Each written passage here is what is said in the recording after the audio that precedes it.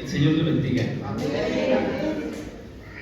Hace muchos años, hermano, escuché un canto que me llamó mucho la atención. Es un grupo argentino, un grupo cristiano argentino, y que mis hijas tenían un disco de ellos.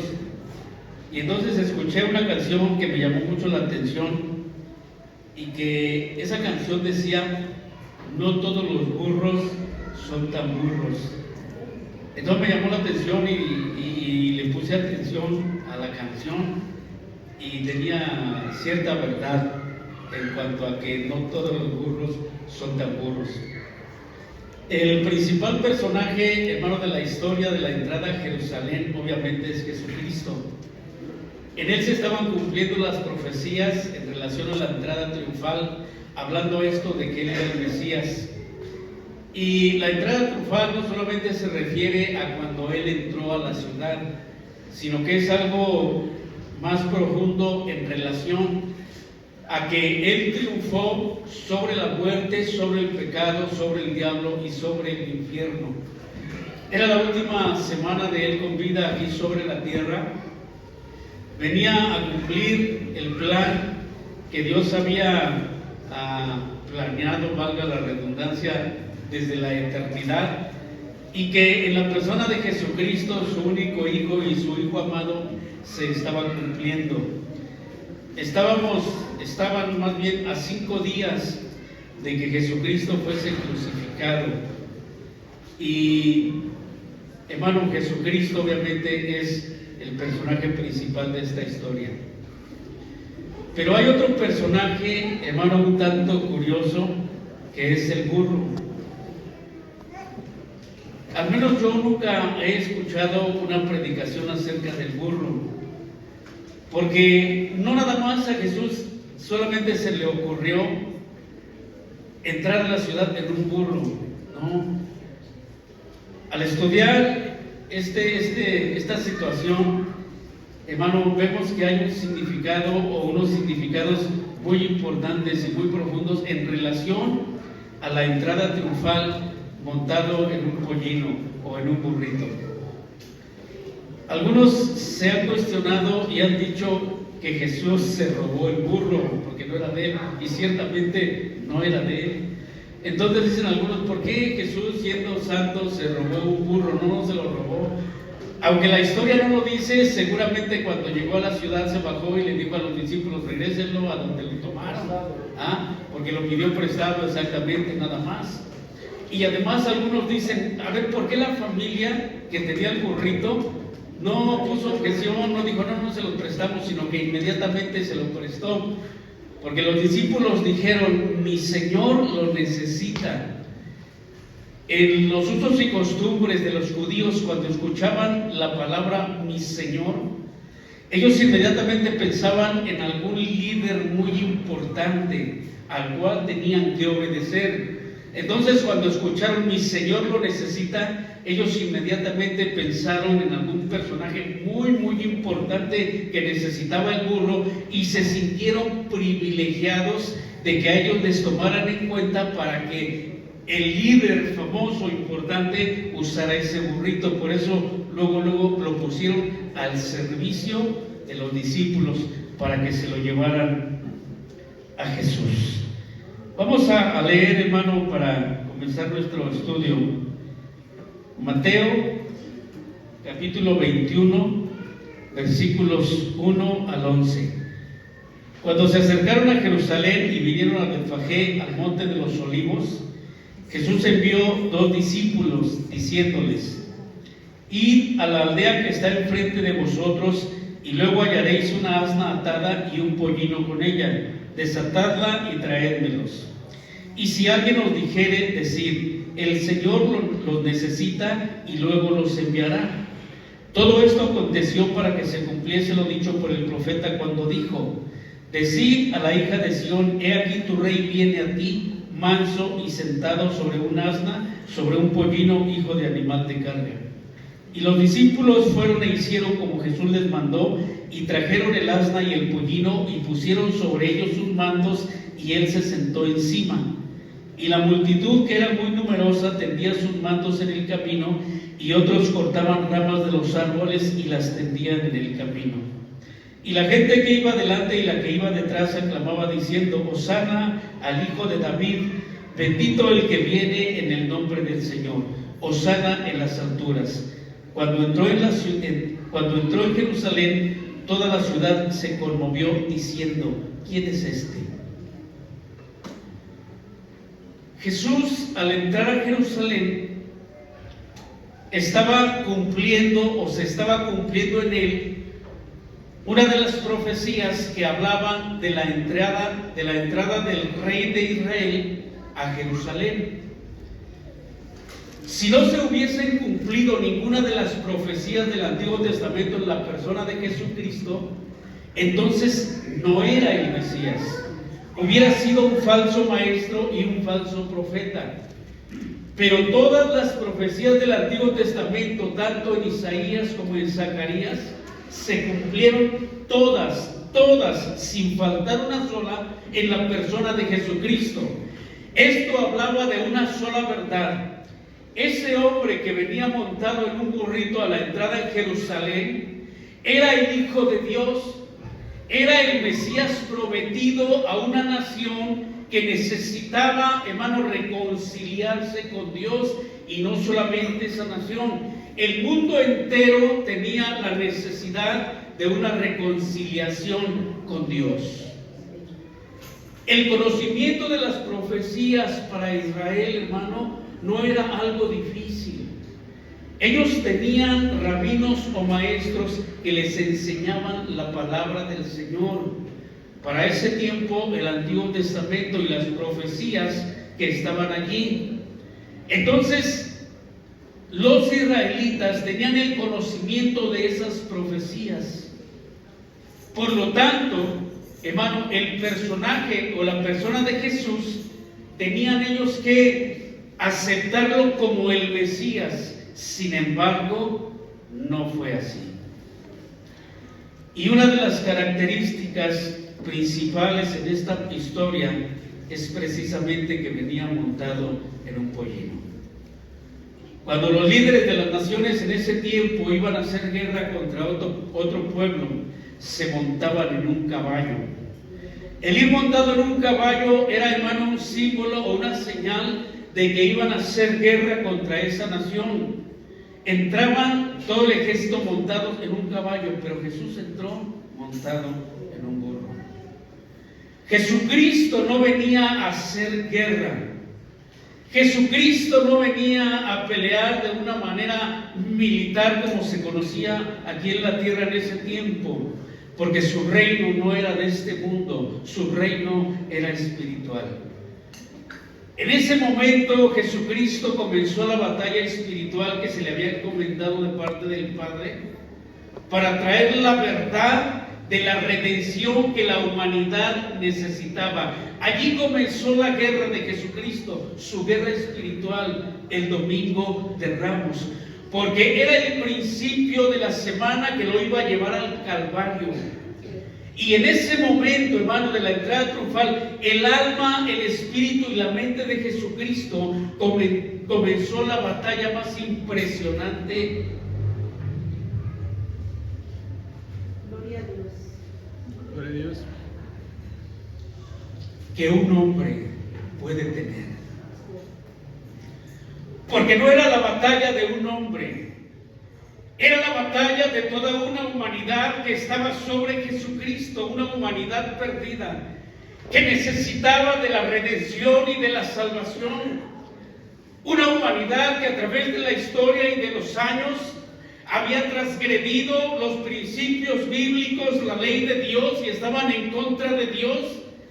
Y era el momento en que Jesucristo comenzaba el final de su ministerio para traer la verdad de Dios revelada en la Escritura, de que un hombre, su Hijo amado y su Hijo único, iba a venir a la tierra para pagar por nuestros pecados. Y en ese momento, montado en ese burrito, comenzaba esta batalla tan impresionante. Alégrate mucho, hija de Sión, da voces de júbilo, hija de Jerusalén, he aquí tu rey vendrá a ti justo y salvador. No había nadie que pudiera ocupar nuestro lugar para que la justicia se cumpliese en nuestra vida. No había nadie.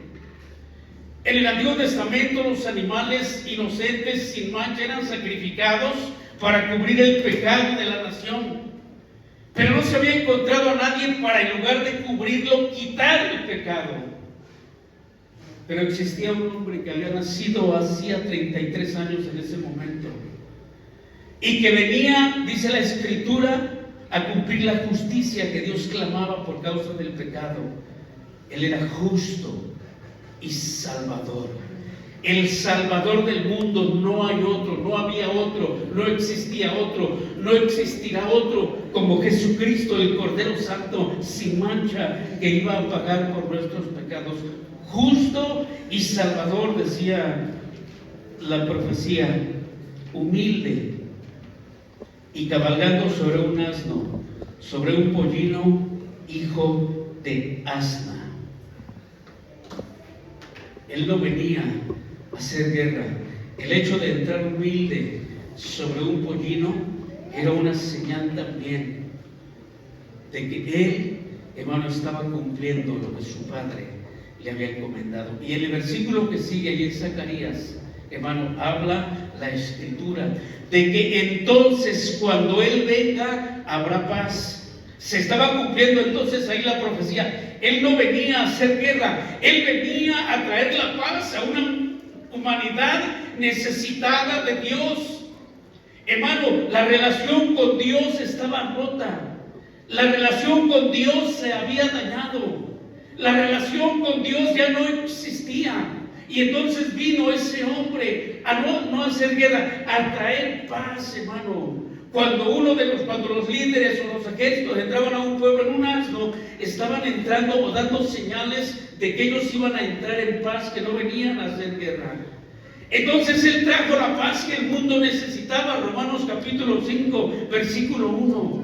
Justificados pues por la fe, tenemos paz para con Dios por medio de nuestro Señor Jesucristo. Entonces se estaba cumpliendo eso en la persona de Jesucristo. Él venía a traer la paz que necesitábamos con Dios porque la relación se había roto. Hermano, uno de los resultados del cumplimiento del ministerio de Cristo es la reconciliación. Él nos reconcilió con el Padre y teológicamente el resultado del sacrificio de ese hombre, aparte de la reconciliación, fue la adopción. Entonces fuimos adoptados como hijos de Dios. Porque antes de Cristo no podíamos nosotros, hermanos, en Cristo ser hijos de Dios. Pero entonces vino ese hombre y entonces fuimos adoptados como hijos de Dios porque los suyos no le recibieron. Pero usted que ha recibido a Cristo, entonces tiene la potestad de ser llamado hijo de Dios. Por eso es la entrada triunfal, hermano, porque el Señor Jesucristo cumplió muchas cosas en favor del hombre. Vino la regeneración, nosotros nacimos de nuevo. Entonces vino una renovación y una restauración física, espiritual, moral y en la mente del hombre, de tal manera que ahora fuimos nuevas criaturas. Ya no somos como antes. Ahora somos gente regenerada y restaurada por la sangre de Cristo. Y ahora el Espíritu Santo entonces sigue con esa tarea de seguir renovando nuestra mente, nuestra alma, nuestro espíritu. Sigue trabajando en nosotros para que sigamos nosotros siendo esas nuevas criaturas por las cuales pagó Cristo. Esa paz que venía a proclamar Jesús se cumplió en nosotros cuando vinimos a Él. La entrada triunfal, hermano, tiene mucho significado y tiene mucho mensaje. Hay una revelación impresionante, o al menos a mí, hermano, me impresiona esta revelación que Dios le dio al padre de Israel, a Abraham. Génesis capítulo 22, versículos 1 en adelante. Aconteció después de estas cosas que probó Dios a Abraham y le dijo: Abraham, y él respondió: heme aquí. Y dijo: toma ahora tu hijo, tu único hijo. Escuchen, aquí hay una luz en esta revelación que Dios le trajo a Abraham. Abraham es llamado el padre de la fe y el padre de la nación israelita. Entonces Dios, hermano, tenía que tener un trato especial con este hombre y tenía que prepararlo, porque él tenía que, hermano, transmitir esta revelación y este mensaje que Dios le estaba dando a su descendencia, porque Dios lo había tomado a él como el hombre que iba a fundar la nación israelita. Pero digo, tu descendencia será como las estrellas. ¿Las puedes contar? No, pues así va a ser tu descendencia. Entonces el Señor por eso le dio esta revelación a este hombre. Qué privilegio tan grande. Y él tenía que transmitir generación a generación esto que Dios le estaba mostrando. Le dijo: toma a tu único hijo. Dios le estaba diciendo a Abraham: yo también voy a sentir lo que hoy estás tú sintiendo. Discúlpeme si me colgo a vos, que Gloria a Dios. también yo un día, dentro de 2000 años, porque Abraham nació más o menos en el 2000 antes de Cristo, entonces le estaba dando esta revelación 2000 años antes de que se cumpliese en la persona de Jesús. Abraham, yo también un día voy a sentir lo que tú estás sintiendo, porque voy a entregar a mi único hijo a ser sacrificado. Entonces le dijo: Abraham, toma a tu único hijo.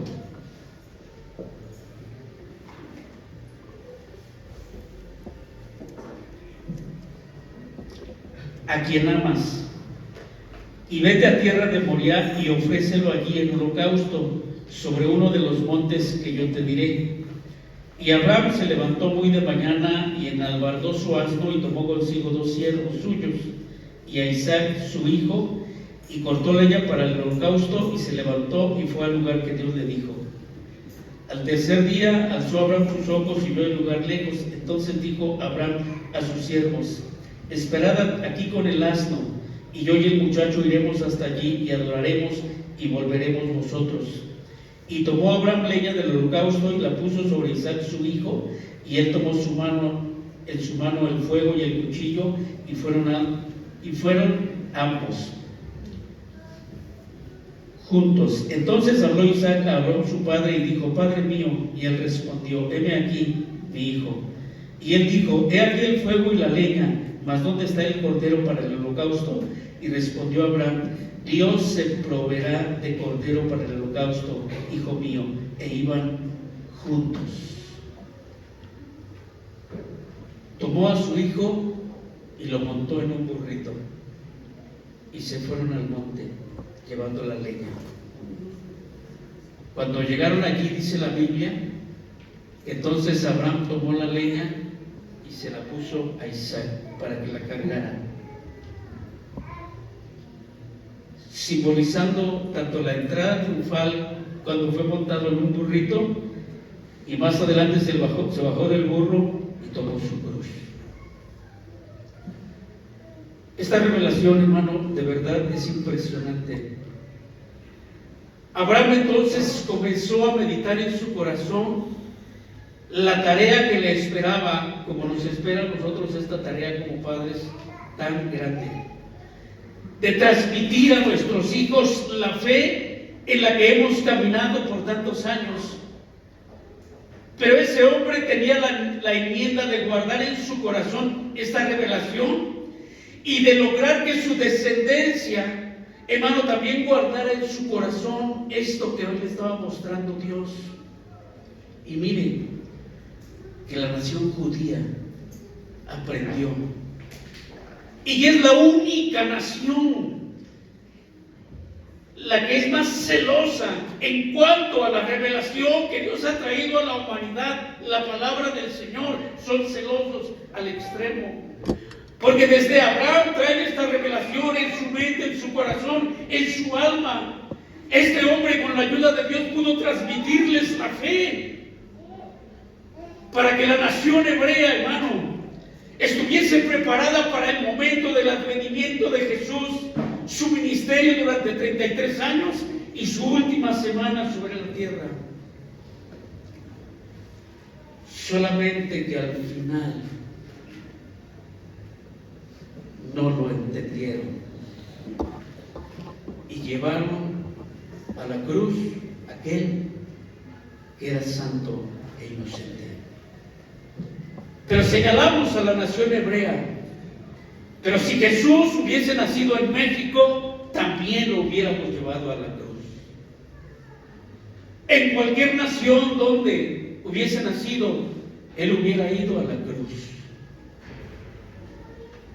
Esta revelación, hermano, también nos tiene que hacer pensar en que nosotros también hemos sido parte de esa revelación, porque conocemos a Cristo, al Hijo de Dios, aquel que murió por nuestros pecados, y ahora tenemos que transmitirla a nuestras generaciones, porque hoy la iglesia, hermano, está en crisis. Hoy se les enseña cualquier cosa y lo creen, porque no hay responsabilidad de los padres de transmitir la fe, la revelación que ahora está a través de la palabra. Pero si ni nosotros la leemos, ni nosotros la estudiamos, ¿qué va a ser de nuestros hijos y de nuestros nietos? Tenemos la revelación en la mano. Podemos transmitir a nuestros hijos esta revelación preciosa, hermosa y santa del ministerio de Cristo, para que cuando nosotros faltemos ya no seamos necesarios para impulsar a nuestros hijos, sino que ellos mismos conocerán lo que nosotros les enseñamos y ellos seguirán adelante con una fe puesta en aquel que les dio la vida eterna, en aquel que entró a Jerusalén humildemente en un burrito y que después, hermano, sufrió tremendamente en la cruz del Calvario, cosas que ningún hombre ha sufrido al presente. No falte el viernes, porque va a haber una palabra preciosa de parte del Señor. Gloria a Dios. Para nosotros, este burrito también representaba esa revelación preciosa. Era una costumbre llevar presentes en un burro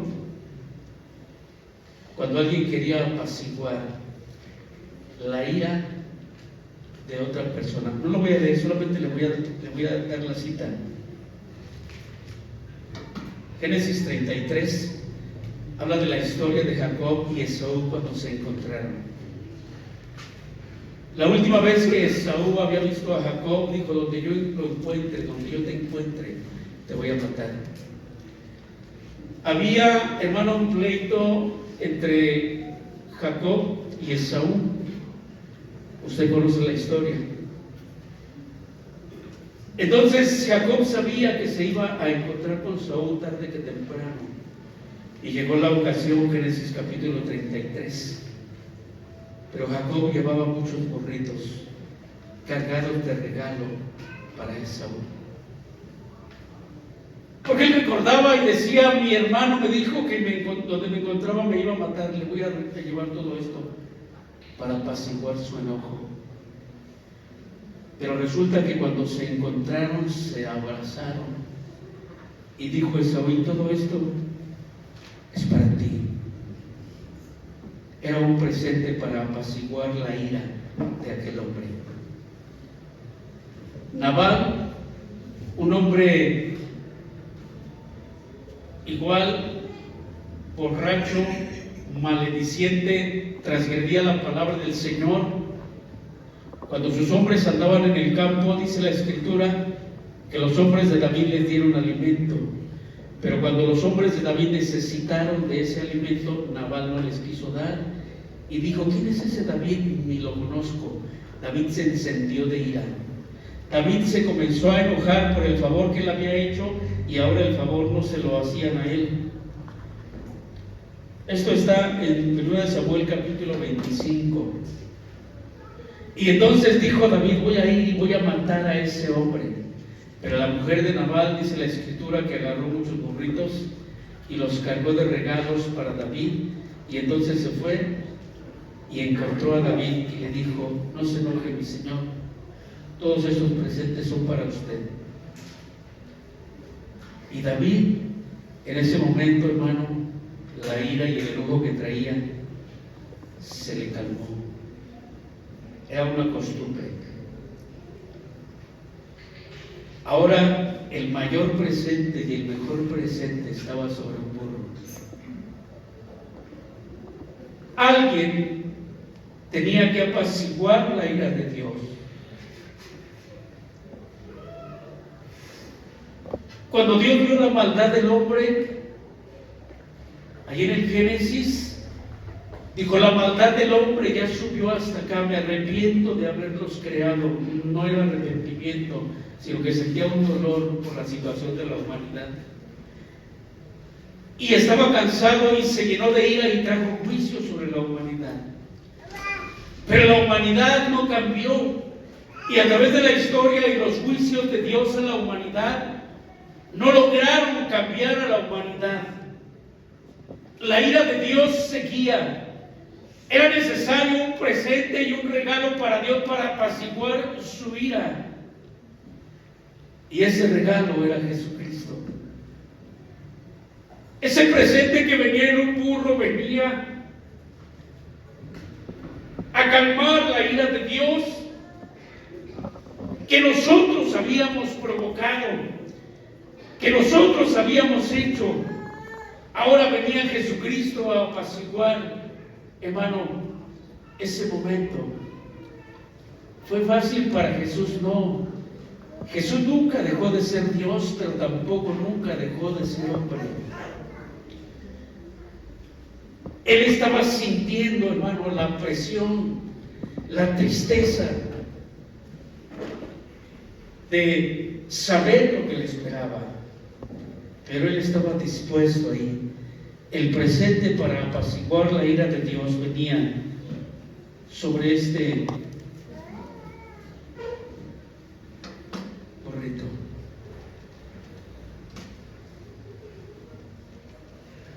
Menospreciar el sacrificio, el ministerio de Cristo es lo peor que el hombre puede hacer, y nosotros lo hicimos por algún tiempo. Cuando nuestro corazón duro rechazaba el mensaje de salvación, cuando nuestro corazón duro rechazaba el mensaje del Evangelio, de las buenas nuevas del Evangelio, menospreciábamos, hermano, lo que Jesucristo estaba haciendo. Pero ahora que hemos entendido que Jesucristo dio su vida por nosotros, ahora nosotros, ¿qué vamos a hacer? ¿Qué le vamos a dar? No tenemos nada, nada es nuestro. ¿Qué le vamos a dar? Nuestra vida también es de Él, nuestro corazón también es de Él. Camina como debe de caminar un cristiano. Esto alegra el corazón de Dios, el corazón de Jesús. Esto trae alegría al corazón de Jesús. Hay una historia de un hombre samaritano que pasó donde había un hombre herido.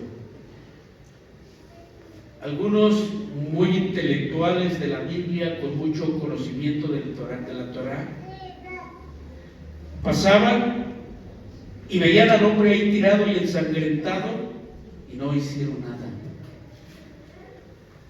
Pero pasó un samaritano, a los cuales los judíos le decían que eran unos perros. Y ese samaritano tuvo misericordia del que estaba ahí tirado, como tú y yo un día estuvimos.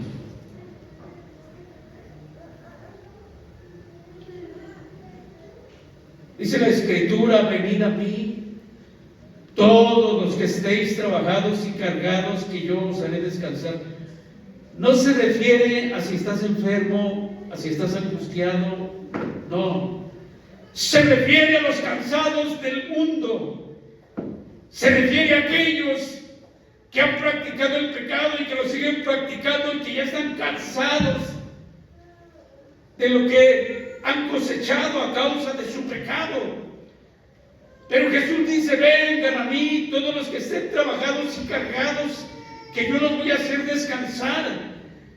Y ese samaritano que los judíos menospreciaban, tomó a aquel hombre herido y lo puso en su burro. Los samaritanos no andaban en caballo, dice que lo puso en su cabalgadura. Lo tomó y lo puso sobre su burrito y se lo llevó. Es lo que pasó con nosotros también un día, cuando éramos despreciados, cuando vivíamos en pecado, y que alguien tuvo misericordia de nosotros, que es Jesucristo, porque nosotros no buscamos a Dios. Dice la Escritura que Dios busca a los pecadores, y cuando Jesucristo nos buscó y nos encontró tirados, Él nos tomó y nos puso en ese burrito en el cual Él se montó un día y nos llevó a una iglesia. Y le dijo a los líderes de esa iglesia: aquí está este hombre, báñenlo, límpienlo, ayúdenle a sanar, y cuando yo regrese yo se los voy a pagar. El príncipe de los pastores recompensará a todos los líderes que han recibido a los hombres y mujeres que vienen montados en un burrito y que entran a la iglesia cansados, heridos, tristes, angustiados, y que se les ministra para que sean sanados, para que se levanten, para que sean restaurados, y la recompensa vendrá después.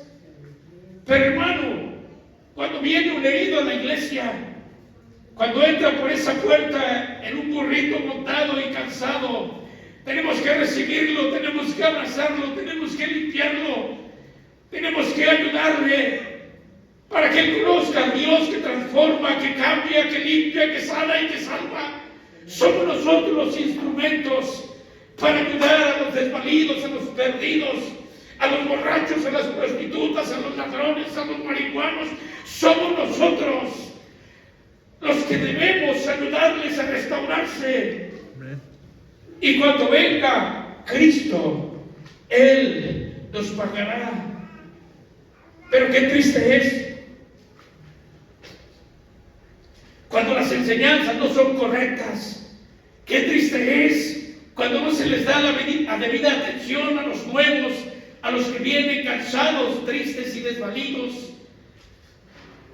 Pero nosotros como iglesia hemos aprendido a ser gente que ayude a los demás. Hemos sentido que en este lugar los que vienen se sienten bien, se sienten acogidos por hombres y mujeres de Dios, porque ellos vienen cansados sin conocer la verdad, sin conocer la libertad, sin conocer la salvación. Pero aquí encuentran un Dios que ha cambiado todas estas vidas, que ha levantado a todos estos que estábamos tirados, que ha sanado espiritualmente a nosotros que veníamos enfermos espirituales. Amén. Con un espíritu decaído, con un alma sin esperanza, y no conocíamos la verdad, y que aquí la conocimos, y ahora que hemos sido parte de la reconciliación que Cristo ha hecho posible con Dios, ahora nosotros ayudamos a otros a reconciliarse con Dios. Amén. A entender el plan de salvación, a saber cómo se puede hablar con Dios, a entender la Escritura, para que entonces también sientan esa libertad que usted y yo sentimos. No podemos ser egoístas y quedarnos con lo que al momento Dios nos ha dado a través de Cristo.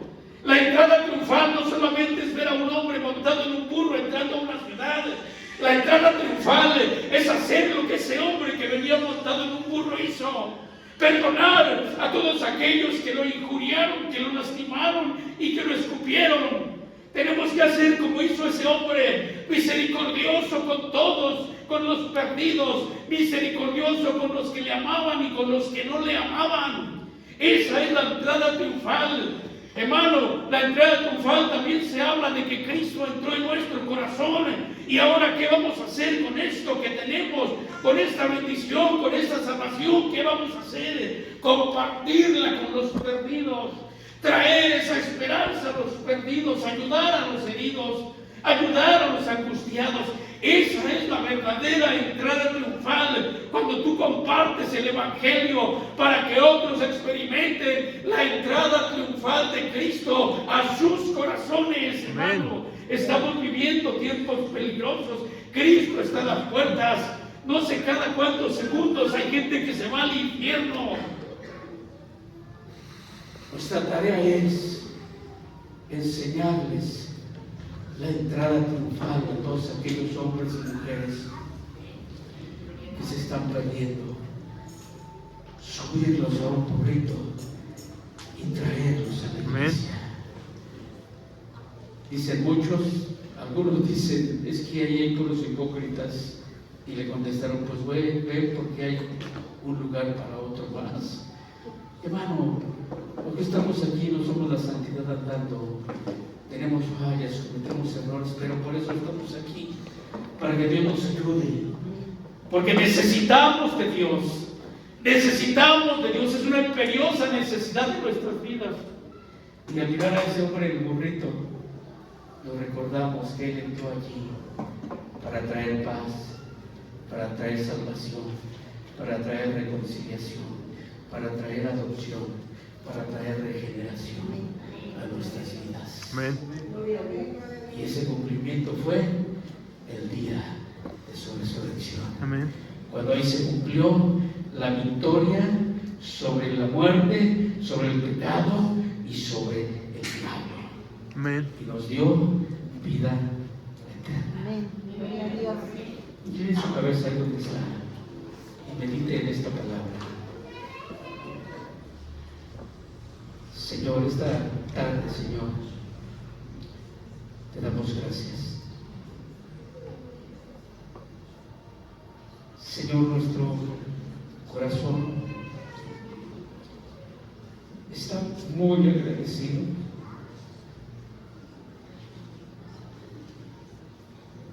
Señor, cuando estábamos envueltos en el pecado, menospreciándote, y aún así, tú te negaste a enviar a tu Hijo. Al contrario, lo enviaste para que nosotros nos reconciliáramos contigo a través de Cristo, porque tú nos amas. Señor, gracias por tu Hijo. Hoy con gozo vemos que hoy Él está a tu diestra, y así los golpes, y así las perforaciones de los clavos y de la cruz, hoy está en la gloria que siempre le ha pertenecido. Y nosotros seguimos aquí en este mundo, necesitando de ti cada día, Señor. Cada día necesitamos de ti. Seguimos fallando, Señor. Seguimos cometiendo pecado, pero abogado tenemos para contigo, a quien está a tu diestra, Señor. Queremos caminar contigo. Ayúdanos, Señor, siempre a ser gente que comparta el Evangelio, a ser gente que tenga misericordia del caído, del herido, del menospreciado. Ayúdanos, Señor, a seguir caminando en ti. Como iglesia estamos en tu presencia para que sigas haciendo de este lugar un lugar de descanso, un lugar de refugio, un lugar de sanidad, un lugar de salvación. Señor, gracias en esta tarde. No sabemos cómo pagarte y nunca te vamos a pagar, pero aquí está nuestra vida y nuestro corazón. Haz de ellas como a ti te plazca, Señor. Gracias en el nombre de Jesús. Amén. Amén.